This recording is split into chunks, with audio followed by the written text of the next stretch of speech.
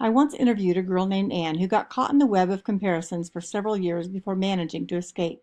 She has a message for those who are caught. My problem started in freshman year when I entered Clayton Valley High School. Most of the kids there had money. How you looked and dressed was everything. The big question was, who is wearing what today? There were so many unspoken rules about clothes. You could never wear the same thing twice, and you could never wear the same thing as someone else. Brand names and expensive jeans were everything.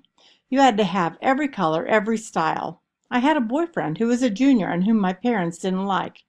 Our relationship was good at first, but after a while he started making me feel self-conscious. He'd say stuff like, "Why can't you look like her? How come you're so fat? If you just changed a little bit, you'd be just right."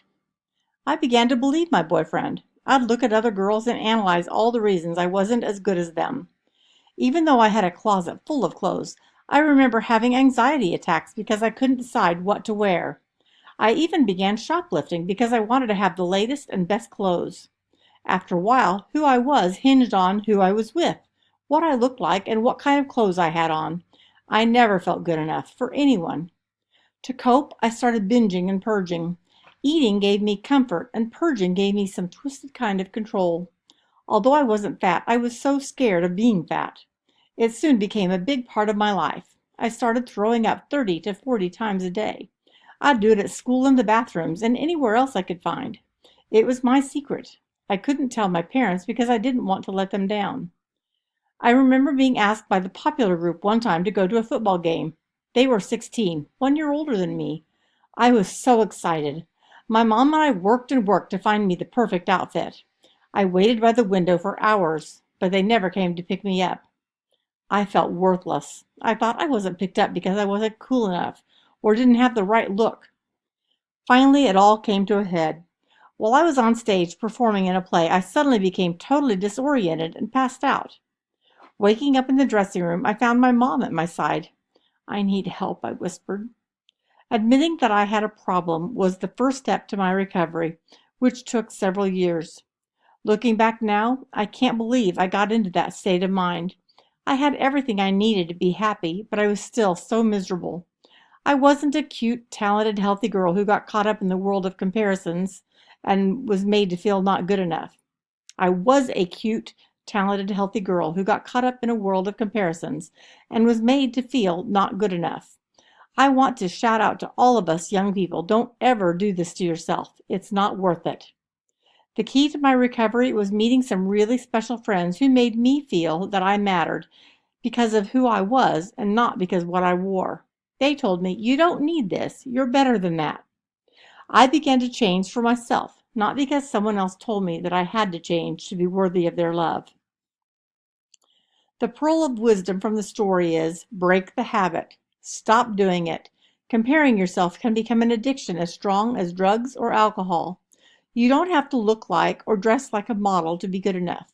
You know what really matters. Don't get caught up in the game and worry so much about being popular during your teen years because most of life comes after. Please see the eating disorder website in the back of the book. The fruits of the win-win spirit. I've learned never to underestimate what can happen when someone thinks win-win. This was Andy's experience. At first, I could see no point to win-win, but I started applying it in my after-school jobs, and I was just blown away. I have used it now for 2 years, and it's honestly scary how powerful this habit is. I wish I had known about it much sooner in my life. It's taught me to exercise my leadership ability and to approach my job with an attitude of, let's make this job more fun. Let's make it a win for both me and my employer. I now sit down with my manager monthly and tell her all the little things I can see in the company that aren't getting done that I'm willing to do. The last time we met, she said to me, "I've always wondered how we could get all these little loose ends done. I'm so impressed with how you look for opportunities and are so willing to perform." And then she gave me $1 an hour raise. Believe me, this win-win stuff is contagious. If you're big-hearted, committed to helping others succeed, and willing to share recognition, you'll be a magnet for friends. Think about it. Don't you just love people who are interested in your success and want you to win? It makes you want to help them in return, doesn't it? The win-win spirit can be applied to just about any situation, from working out major conflicts with your parents to deciding who walks the dog, as Ben shares below. My parents only let my sister and me use the family tablet for each an hour each every day. At first we'd fight over who got to have first dibs because we both wanted to use it. Sometimes for looking up something for homework, or sometimes just to go on Twitter or watch a show. We decided to try something new. We'd alternate who got to go first every day, and then sometimes we'd even tweet or watch a show together, which actually made it more fun. Sometimes, no matter how hard you try, you won't be able to find a win-win solution. Or someone else may be so bent on win-lose that you don't even want to approach him or her. That happens. In these situations, don't get ugly yourself, be win-lose, or get stepped on, lose-win. Instead, go for win-win or no deal. In other words, if you can't find a solution that works for both of you, decide not to play. No deal. For example, if you and your friend can't decide what to do one night, instead of doing an activity that one of you might resent, split up that night and get together another night. Or if you and your girlfriend or boyfriend just can't develop a win-win relationship, it might be best to go for no deal and part ways. It sure beats going for win-lose, lose-win, or worst of all, lose-lose. A 15-year-old named Brian, who was taught win-win by his father, shared this interesting story. Last year, my friend Steve and I wanted to make some money during summer break, so we started a window washing and lawn care business. We thought Green and Clean was kind of a cool name for our business. Steve's parents had a friend who needed his windows washed, and before too long the word spread and we got a few jobs. We used a program on my dad's computer to make a little sheet we call a win-win agreement. When we get to the house, we go around and get the window measurements and write down an estimate. We make it totally clear that they are going to get clean windows for a set price. There is a line for them to sign on. If we don't do well, we know we won't get hired back. After we're done, we walk them around and show them our work for their approval. We want them to know we're accountable. We have a little Green and Clean fund. Once we started making money, we split the money and then put some aside to buy window washing equipment. As long as our customers are happy and they get clean windows, they are winning. We win because at 15, it's a way for us to make some extra money. Watch how it makes you feel. Developing a win-win attitude is not easy, but you can do it. If you're thinking win-win only 10% of the time right now, start thinking about it 20% of the time, then 30%, and so on. Eventually, it will become a mental habit, and you won't even have to think about it. It will become part of who you are. Perhaps the most surprising benefit of thinking win-win is the good feelings it brings on. One of my favorite stories that illustrates the power of thinking win-win is the true story of Jacques Luceron, as told in his autobiography, And There Was Light. The editors of Parabola magazine, who wrote the book's foreword, summarize Luceron's story this way. Born in Paris in 1924, Jacques was 15 at the time of the German occupation, and at 16 he had formed and was heading an underground resistance movement, which from a beginning of 52 boys, within a year had grown to 600. This would seem remarkable enough, but add to it the fact that from the age of 8, Jacques had been totally blind. Although totally blind, Jacques could see in a different way. As he put it, I saw light and went on seeing it, though I was blind. I could feel light rising, spreading, resting on objects, giving them form, then leaving them. I lived in a stream of light. He called this stream of light that he lived in my secret.